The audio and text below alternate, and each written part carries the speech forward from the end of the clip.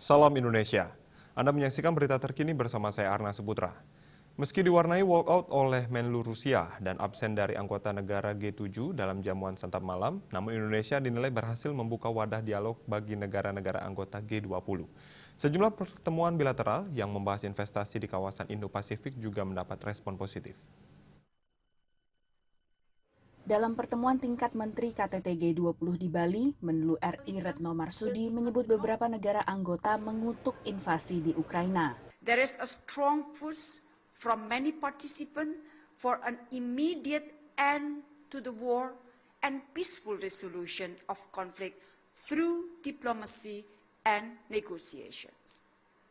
Concerns were raised that multilateralism is under threat and increasingly challenged to respond effectively global challenges. Keberhasilan Indonesia mengundang seluruh Menteri Luar Negeri negara anggota G20 diapresiasi berbagai pihak.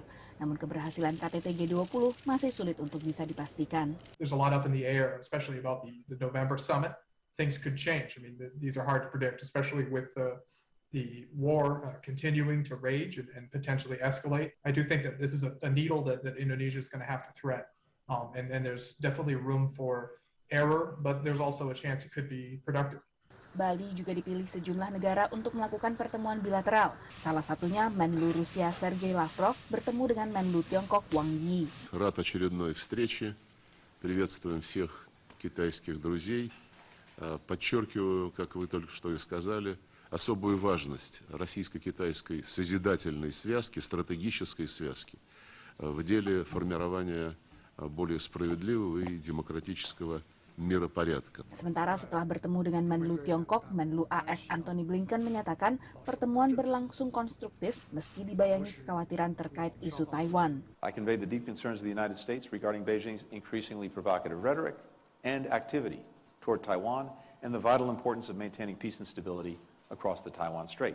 Ini jadi pertemuan keduanya setelah Menlu AS memaparkan strategi pemerintah Presiden AS Joe Biden untuk bersaing dengan Tiongkok. Dalam beberapa bulan terakhir, pemerintah Biden berusaha untuk mendekatkan diri dengan negara-negara Asia Tenggara lewat sejumlah prakarsa pertahanan dan juga ekonomi.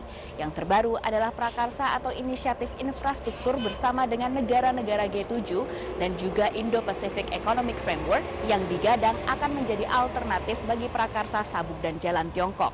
Analis menilai bertambahnya pilihan paket ekonomi bagi kawasan Asia Pasifik punya potensi untuk jadi alternatif terhadap inisiatif Tiongkok. Harapannya nanti implementasinya bisa berjalan sesuai dan tepat sasaran kepada apa yang dibutuhkan oleh masyarakat Indonesia dan masyarakat di ASEAN. Kalau itu bisa dipenuhi, saya rasa bisa menjadi alternatif dan bukan tidak mungkin dia bisa lebih fleksibel dalam pengelolaan keuangannya dibandingkan dengan China yang kemudian ada bahaya terkait dengan ikatan-ikatan dalam bantuan luar negerinya.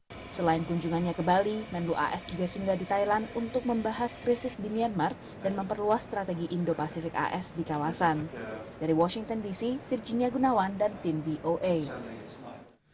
Berita terkini bersama Minyak Apun Ganapati, Usada Bali Keluarga Sehat. Update terus informasi Anda dengan subscribe dan like YouTube channel Bali TV @newsbalitv. Tetaplah bersama Bali TV. Salam Indonesia.